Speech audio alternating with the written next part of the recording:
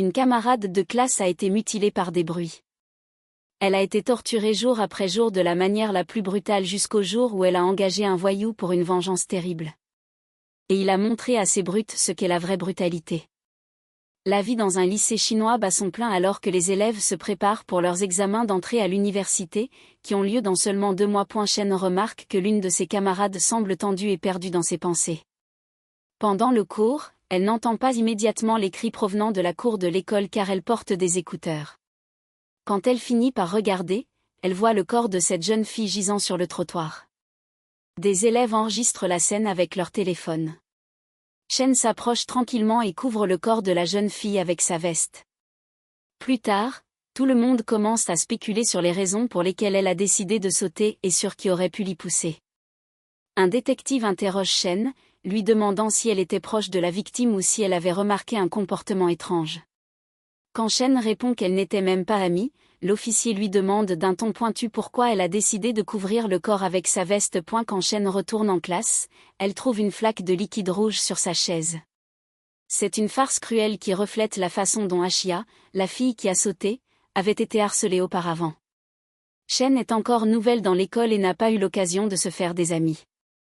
À la maison, la vie n'est pas facile non plus. Sa mère est lourdement endettée, et quand les collecteurs de dettes viennent les menacer, Shen doit se cacher sur le sol. Le lendemain, l'école installe des barreaux aux fenêtres pour éviter une autre tragédie. Mais cela n'arrête pas le harcèlement. Dans la cafétéria, 3 filles qui tourmentaient Wu Xiao commencent à s'en prendre à Shen. Sur le chemin du retour, elle la pousse au sol et exige de savoir ce qu'elle a dit à la police. La mère de Shen vend des cosmétiques de contrefaçon pour économiser de l'argent pour les frais de scolarité de sa fille. Malgré leurs difficultés, Shen reste l'une des 10 meilleures élèves de l'école. Chaque matin avant l'aube, sa mère sort pour vendre les faux produits. Shen, elle, se dépêche de rentrer directement chez elle après l'école pour éviter les ennuis. Un soir, elle est témoin de l'agression d'un homme par 3 voyous dans une ruelle et appelle la police. Le gang la remarque et l'attrape avant qu'elle ne puisse s'échapper. Il vole son sac à dos, la forçant à s'agenouiller et exige cruellement qu'elle embrasse l'homme qu'il batte.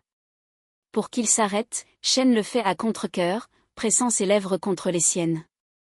Rassemblant son dernier reste de force, le jeune homme se lève soudainement et donne un coup de poing à l'un des agresseurs.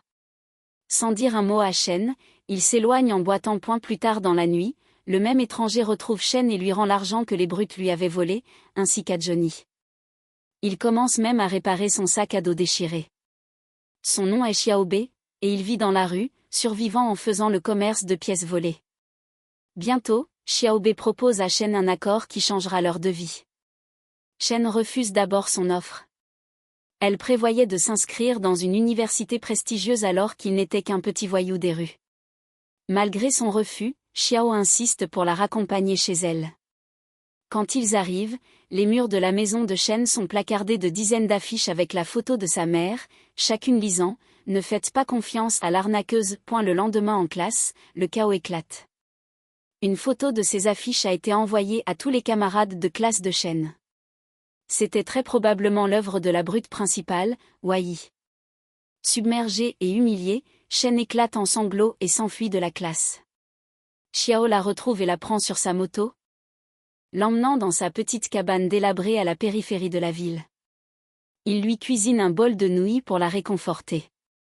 Shen a dû éteindre son téléphone car sa boîte de réception était inondée de messages cruels et moqueurs.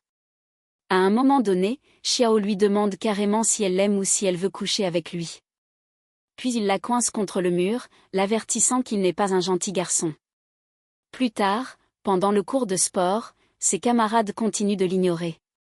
Wai lui lance un ballon à la tête et un autre entre les jambes. C'est la goutte d'eau qui fait déborder le vase.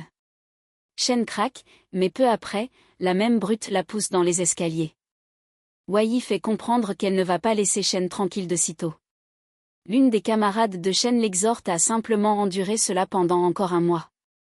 Après cela, ils partirent tous pour Pékin. Shen accepte. Elle était plus forte que la défunte Chaya après tout. Mais dans son esprit, tous les autres étaient faibles. Shen décide enfin de parler au détective Jian des bruits qui avait tourmenté sa camarade de classe. Chacune d'entre elles nie toute implication, affirmant que la mort de Chaya était de sa propre faute, ou même de celle de sa mère pour avoir été trop exigeante. Certains disent même que la mort de Chaya n'était pas une tragédie puisque sa mère a reçu une importante compensation par la suite. Les détectives continuent leur enquête et interrogent d'autres élèves. Un collègue plus expérimenté dit à Jian que les cas de harcèlement scolaire sont toujours compliqués, car les gens ont soit été des victimes eux-mêmes, soit des brutes par le passé, soit ceux qui ont simplement détourné le regard. Finalement, les 3 brutes ont été expulsés de l'école. La mère d'une des filles est tombée à genoux, implorant la clémence. Le père d'une autre a publiquement battu sa fille devant ses anciens camarades de classe. Le professeur principal de Shen lui a dit qu'elle avait fait ce qu'il fallait, mais en conséquence, il a également été licencié. Le détective Jian partageait la frustration de Shen. Les brutes peuvent toujours passer leurs examens d'entrée et continuer leur vie. Elle méritait une punition plus sévère. Quand Jian a regardé Wei dans les yeux, il l'a clairement vue, c'était une véritable sociopathe. Et la mère de Shen s'est vite retrouvée en difficulté. Les masques de protection de contrefaçon qu'elle vendait provoquaient des réactions allergiques chez les clients. Pour l'instant, elle devait se faire discrète et rester loin de sa fille. À l'école, les enseignants incitent les élèves à parler et à chercher de l'aide s'ils étaient harcelés. Sur la photo de classe suivante, tout le monde souriait sauf Shen. Un jour, les brutes l'ont coincée dans une ruelle. Elles avaient un couteau et avaient même apporté une cage pleine de rats. Shen s'est défendu et a réussi à s'échapper, finissant par se cacher dans une poubelle. L'une des filles est restée en arrière et a entendu le téléphone de Shen sonner à l'intérieur de la benne, mais pour une raison inconnue, elle n'a pas révélé sa cachette. Plus tard, la bande a prévu de tendre une embuscade à Shen devant sa maison. Elle n'a donc pas eu d'autre choix que de courir vers Xiaobei pour obtenir de l'aide. Désespérée, elle lui a demandé de la protéger. Elle devait survivre et atteindre Pékin. Mais elle n'avait pas d'argent. Cette nuit-là, Xiao lui a dit d'écrire sur un morceau de papier qu'elle lui devait une faveur. Cela pourrait être quelque chose de petit comme un bol de nouilles ou quelque chose de bien plus important. Qui sait? Désormais, Xiao suit Shen partout, la protégeant sur le chemin de l'école. Une fois, il a même attaqué Wei et l'a averti de ne plus jamais déranger Shen. L'ancienne camarade de classe a promis de ne pas décevoir leurs parents et leurs professeurs. Xiao passe son temps dans des affaires louches et des bagarres constantes. La mère de Shen veut que le garde. Du corps de sa fille la protège, mais elle est aussi terrifiée à l'idée de marcher dans les rues. Xiao rentre presque toujours à la maison couvert de bleu. Il est battu depuis l'âge de 13 ans. Mais Shen a été la première personne à jamais lui demander si cela faisait mal. Ils sont rarement séparés.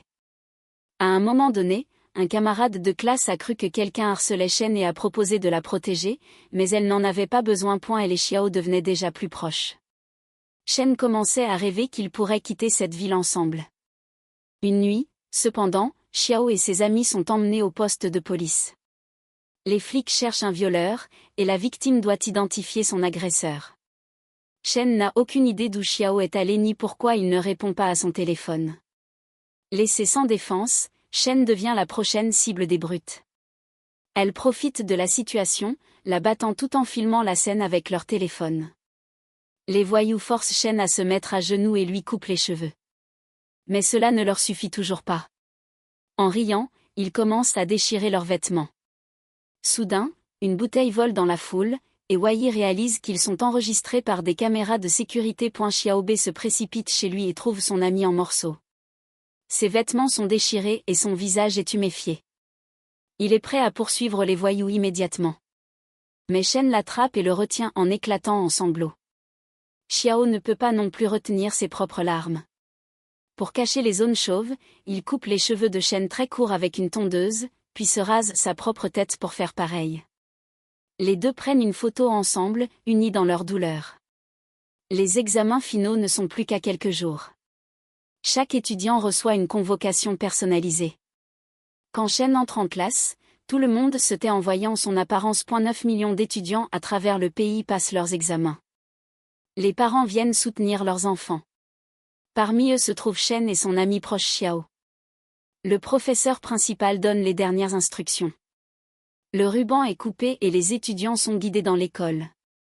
Alors que les enveloppes contenant les questions d'examen sont ouvertes, quelque part dans la ville, un ouvrier découvre un corps enterré dans le sol. Au moment où l'examen se termine, ce même corps repose sur la table d'un coroner. Les empreintes digitales identifient la défunte comme étant la brute de l'école. Les détectives commencent à interroger un jeune homme dont la voiture a été vue près de la scène du crime. Des traces de sang sont retrouvées dans le coffre. L'homme se rappelle que Xiao avait emprunté le taxi de son père la nuit précédente, mais refusant de trahir son ami, il ment et prétend que la voiture a été volée. Pendant ce temps, les camarades de classe de Shen l'accusent de meurtre car il l'avait récemment tourmenté cruellement.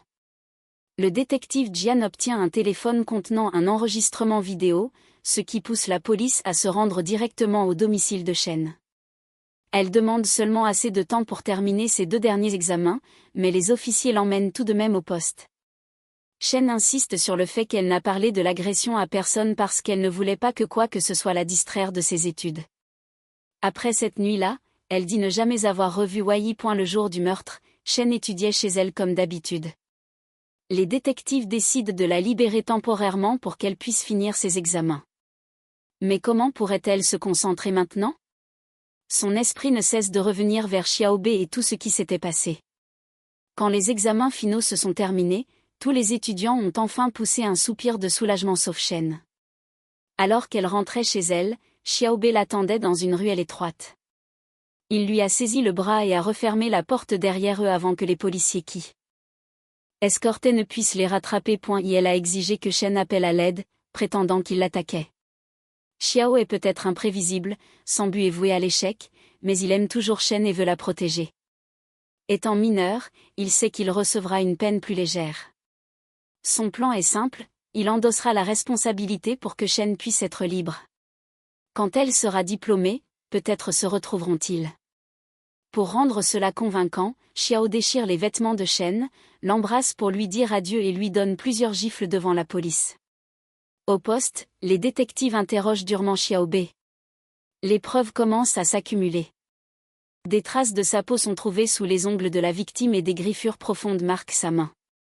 Il avoue avoir enterré le corps, brûlé les vêtements et supprimé chaque photo de lui et Shen. Xiao leur dit qu'il a harcelé Wei, mais prétend qu'elle a ensuite commencé à le suivre et que, dans un moment de panique, il l'a tué accidentellement. Shen, cependant, se souvient de ce qui s'est réellement passé. Wei l'avait piégée, suppliant Shen de ne pas la dénoncer à la police pour l'agression précédente. Elle lui avait offert de l'argent, puis avait proposé de façon troublante de lui faire subir la même chose. En pleurant, elle s'était mise à genoux, mais Shen avait simplement tourné les talons et s'était éloigné. Après cela, Wei a commencé à la traquer, prétendant être amicale, agissant comme si elle pouvait devenir amie. Shen avait fini par en avoir assez d'elle. Lors d'une dispute, Wei a commencé à parler de la mère de Shen, disant qu'elle pouvait lui donner de l'argent pour l'aider à rembourser ses dettes. Cela a poussé Shen à bout. Elle a poussé Wei, oubliant qu'elles étaient dans un escalier raide. Wei a basculé en arrière, se cognant la tête plusieurs fois dans sa chute.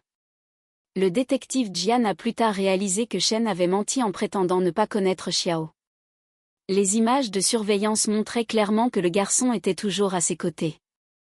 Jian a montré à Xiao la vidéo de l'agression de Shen, mais le garçon a essayé de rester indifférent. Dans la pièce voisine, les officiers faisaient pression sur Shen pour qu'elle avoue son implication dans le meurtre.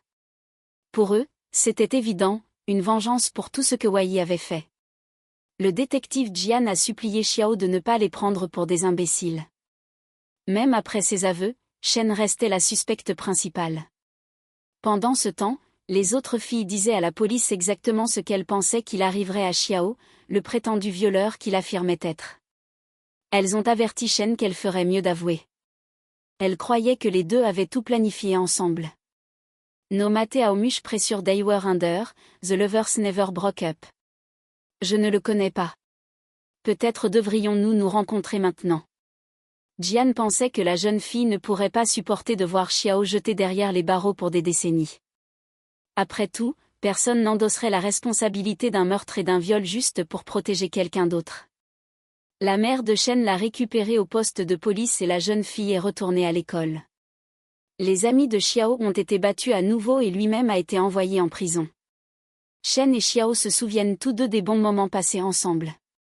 Pendant ce temps, les autres enfants célébraient la fin du lycée. Shen a obtenu le meilleur score aux examens et pouvait entrer dans n'importe quelle université du pays. Sa mère était folle de joie. Le détective Jian est aussi passé féliciter la nouvelle diplômée, mais Shen ne lui parlait plus. Puis Jian a partagé une nouvelle, Xiao avait été condamné à mort. À cause de la gravité de ses crimes, le tribunal avait rendu un verdict rapide. Il s'est avéré que Xiao avait menti à Shen en disant qu'il était mineur. Shen a éclaté en sanglots et a demandé à Jian de les laisser tranquilles. Pourquoi ne laissait-il pas au moins l'un d'eux être libre? Shen a frappé et mordu un officier de police, puis Xiao a avoué qu'il avait menti. Le verdict n'était pas encore définitif, mais il risquait des décennies de prison. Shen n'aurait eu que quelques années. Finalement, Shen a décidé de tout avouer. Le détective l'a emmené voir Xiao et ils ont cessé de faire semblant. Ils se sont vus. Ils ont souri, riant et pleurant en même temps. Une élève appliquée et un fauteur de troubles. Quel couple étrange. Shen a admis qu'elle se sentait plus légère, comme si elle avait enfin réussi son dernier examen. Elle a été condamnée à 4 ans de prison. Des années plus tard, Shen est devenue professeure d'anglais. Un jour, elle a remarqué une élève en difficulté et ne l'a pas ignorée. Elle a écouté les problèmes de la jeune fille et l'a raccompagnée chez elle ensuite. Et comme auparavant, quelque part par là, Xiaobei suit toujours Shen, veillant toujours sur la fille qu'il aime. C'était l'histoire bouleversante mais puissante de Better Days. Laissez un commentaire ci-dessous. Qu'avez-vous pensé de la fin de Shen et Xiao? Si cette histoire vous a touché le cœur, n'oubliez pas de vous abonner et d'activer la cloche de notification pour ne jamais manquer le prochain résumé de film qui vous fera vibrer.